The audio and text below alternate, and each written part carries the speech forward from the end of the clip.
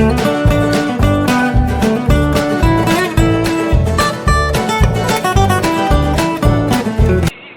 po mga kapsat, welcome back to my channel. Ngayon po Sabado, pumasok pa ako sa trabaho. How many days, ilang araw po na hindi pa ako pumasok kasi nag-close po yung shop po namin. Ngayon lang ako nagtrabaho dahil meron tanggap yung boss ko na 5 slot na paluwagin ko yung mga slide niya. So ito po yung tinanggap ni boss ko.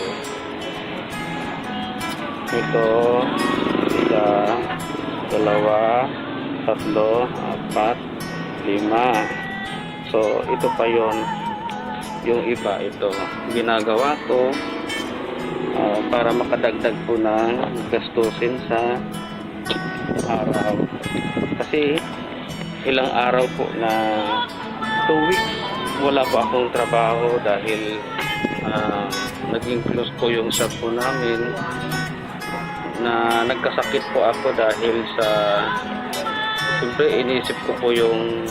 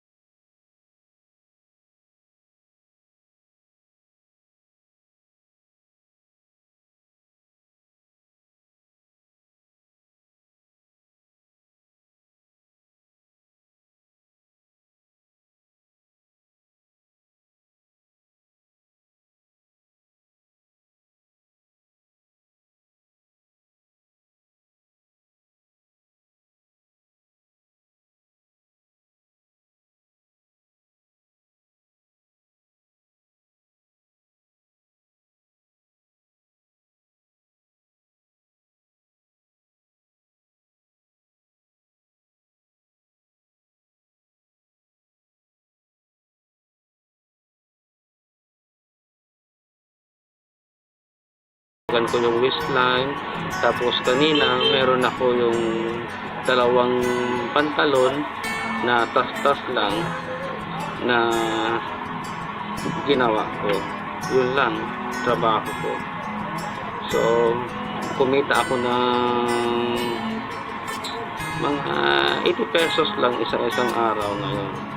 So talagang mahirap po sa mga kabsat na ganito po yung magiging sitwasyon po natin, na sana susunod na buwan sa April 30, katapusan ng buwan po ito, wala na po tayong COVID, bumalik na naman tayo sa normal. So sa iba naman, may mga area na na-lockdown din, na hindi sila makapunta dito sa bayan. Tapos nung pangalawang linggo ngayon, next week ulit until to Friday for 30, hindi ko na alam anong gagawin ko, kung saan o meron pa kami trabaho hanggang ngayon. At iniintay po namin yung ibang trabaho dito sa shop na sana dumating po this week. Siguro even ayun yung ano namin, pinag-close namin half lang, ayan close yung highway, yung close, ayun, pinag-close po nila yung highway papasok po dito sa area namin, kaya yung mga customer po namin hindi nakapasok, kaya nalock po namin yung shop. Pero ngayon sinubukan po namin mag-open po kami. Siyempre hindi po namin alam kung saan po namin kukunin yung pang-araw-araw namin na gastusin. So guys, mahirap talaga yung sitwasyon po natin.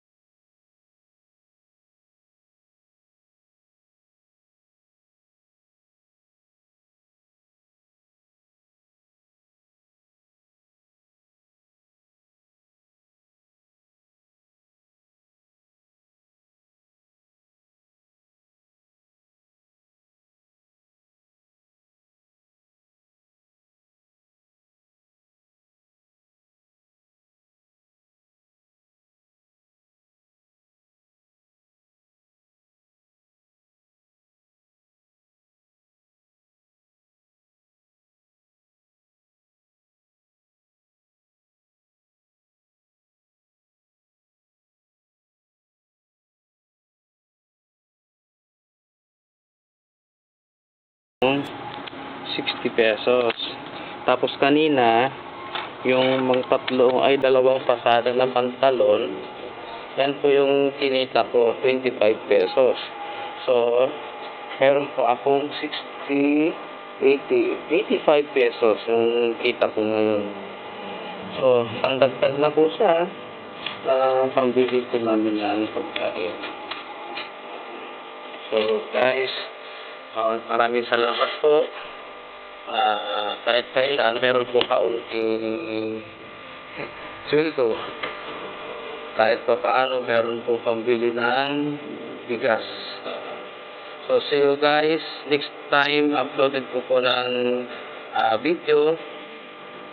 Pasensya na po kayo kasi kung minsan hindi pa ako nakakapag-upload ng video dahil hindi po ako makalabas sa bahay. So, siguro kung tatag na meron pa akong time, mag-upload. So, guys, see you next time. Thank you for watching my video.